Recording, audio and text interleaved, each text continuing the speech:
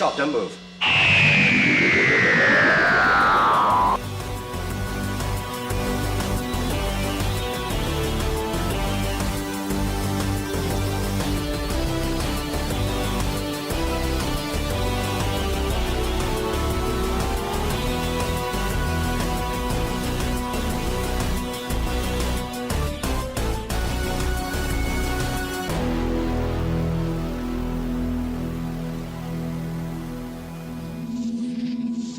Hello, my name's Chris, what's yours? Welcome back to Marathon Man, where I'm going through Doctor Who from the very beginning, and you join me at the latest return of the Daleks. Having one Dalek story at the beginning of one season, season 9, and then the next Dalek story towards the end of the subsequent season, season 10, felt like a decent enough gap that they didn't feel like they were coming back too soon. Here, though, it feels like I've only just done a Dalek story, with only 3 stories between this and Planet of the Daleks, a story which I appreciated on a superficial level but struggled to connect with on a deeper one. You know, I'm not all that enthused going into this. Now, I know that as broadcast we'd be looking at a year between them, so I'm not really holding that against it, but there is another reason why I'm never really cracking open the bubbly when I reach Death to the Daleks, and that is, historically, it has always left me a bit cold. The differences between Day of the Daleks and Planet of the Daleks also result in the feeling that the show isn't quite repeating itself beyond just the presence of the Daleks. Thanks to being added into a plot that wasn't originally conceived as a Dalek story, their return in Season 9, while a little bit underwhelming, was more of a time loop story with Daleks in it rather than being a Dalek story. Whereas last season's return of Terry Nation brought with it a more traditional Dalek caper, and while that maybe felt, a tiny little bit derivative, it was an effective exercise in nostalgia, and if you stack both Day of the Daleks and Planet of the Daleks up against each other, I think I actually prefer Planet of the Daleks slightly more, even if I think the Day of the Daleks has got a stronger story behind it. Planet of the Daleks doesn't feel as bungled. Part of that is because there was, less to bungle, I suppose. But after Invasion of the Dinosaurs, which I think is great, had some limitations in terms of effects and what they tried to achieve. I can appreciate it when the production team decide to occasionally play it safe, so to speak. So after making his Doctor Who comeback in Season 10, we have another Terry Nation script in Death to the Daleks. Where the previous 2 Dalek appearances felt different from one another, Death to the Daleks doesn't exactly ring the changes enough from Planet of the Daleks to make it feel properly worth it. Now, yeah, obviously there are differences. Terry Nation, next year in Season 12, he apparently turned in a script that was similar again before they said, no, go away, think about something else, and he came back with Genesis of the Daleks. So, Death to the Daleks, I'm not saying it's exactly the same as Planet of the Daleks, but the approach to it isn't different enough. That isn't just down to the Daleks being in it, it's in no small part down to how Terry Nation writes these stories. More than any other writer in Doctor Who so far, I think Terry Nation has a template that he sticks quite rigidly to. Obviously Malcolm Hulke had his lizard people and his leanings towards depicting a kind of Cold War détente. But I feel like that's such a broad notion that whatever he hangs on them turns them into something different. Like, the Sea Devils may be a nominal retread of Doctor Who and the Silurians, but Malcolm Hulke approaches them so differently that, they feel different enough from one another. Nation's template seems to be the same band of humanoid figures going up against the Daleks in front of an alien backdrop. There is much less wiggle room within Nation's preferences than there is in other writers. There's even something petrified when the Doctor gets out of the TARDIS. He does try to shake things up within this mould, but rather than that resulting in refreshing changes, it seems to only show there might need to be a new mould. Like, for example, the Daleks being rendered weaponless is a really nice spin on them. What are they if they can't kill? As associated as they are with the word exterminate, being unable to follow through on that screeching exclamation renders them incredibly impotent. And that's really interesting, and it really shakes up the power balance between the intrepid team of goodies and the metal meanies, to the point where, they almost have to sort of collaborate, but not really. And it could be a startling shake-up of the formula, except it isn't. It ends up just being a slightly different ingredient within the same formula. Everything else feels disappointingly familiar. The Daleks may be forced to change their weaponry and use honest-to-goodness ammunition, but it still then becomes a rather bog-standard Dalek runaround on the planet Exelon.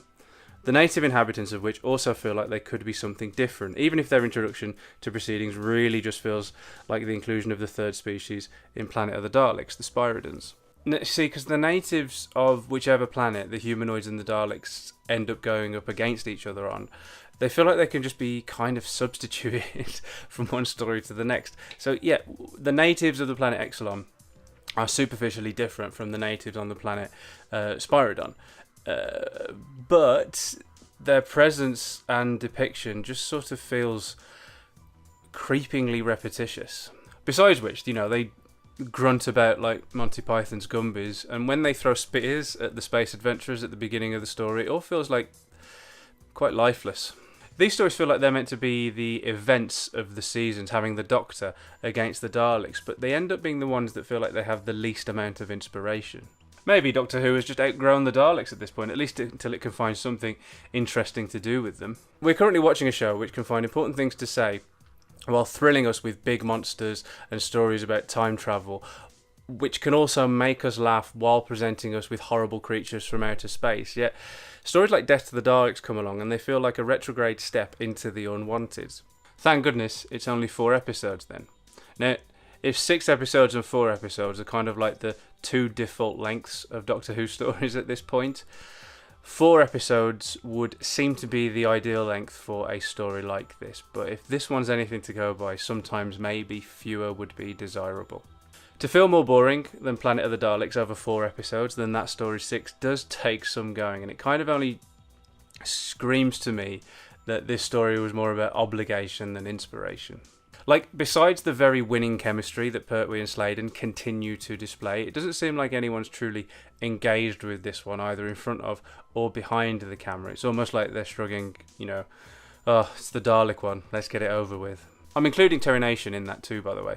I'm not saying his work is inherently bad and so everybody sort of like meets it accordingly. No, I'm saying he's phoning it in too. Capable of way more, but content not to strive for it. With 4 episodes, you think at least the cliffhangers would stand a better chance of being something special, but when the Doctor and Belal work their way through the Fun Palace, which again seems to not have any real work put into it, especially as the Doctor seems to cheat rather than solve it a lot of the time, the Doctor suddenly yells for Belal to stop and not go any further. What, are they about to walk over a chasm?